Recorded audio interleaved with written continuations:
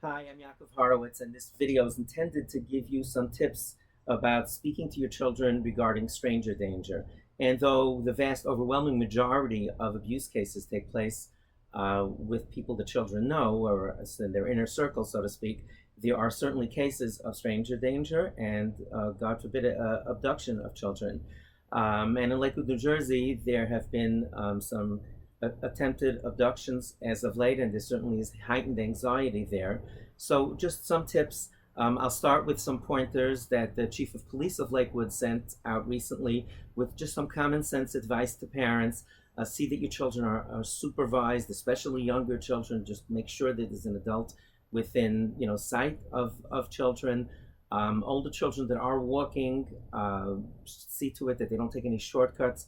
They walk in well-lit areas, and they walk in groups.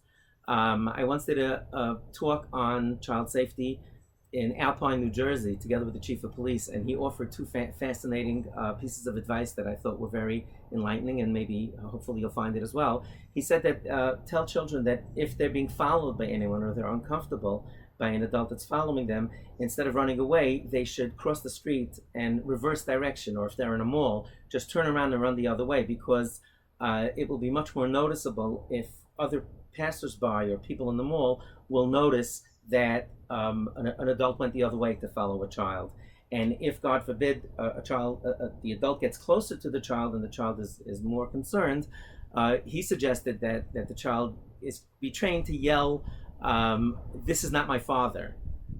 Because nowadays when we see a child crying in the street or carrying on with a parent next to them, we tend to turn away because we've been in that situation recently, and we, like, out of sympathy, we turn away. So by announcing that this is not my parent and not no relative of mine, help, and that's really the message. Teach your children to get out of the situation and to yell at the top of their lungs. That's really what's going to frighten someone away who would, God forbid, want to abduct the child. The very good news is that this education really does work, and speaking to your children is extremely helpful.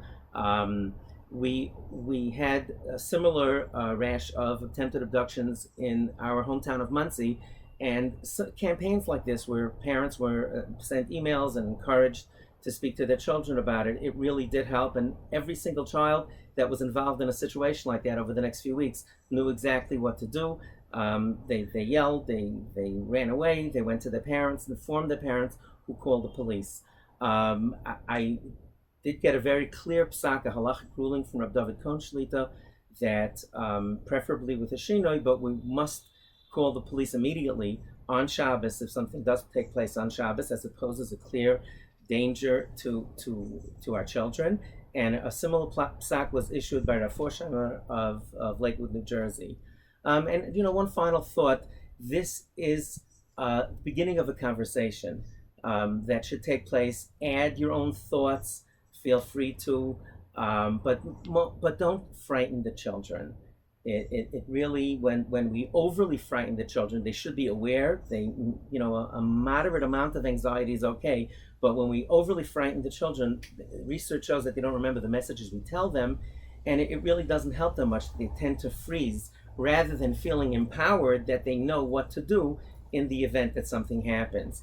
I got a call a few years ago from a father in Borough Park, a Hasidic fellow, who had read our book to his children and was talking to them about child safety. And he told his boys that if you're ever in shul and you're in an uncomfortable situation, he gave them all watches, actually, and he said, look at your watch and say in Yiddish, "My father's coming to meet me now."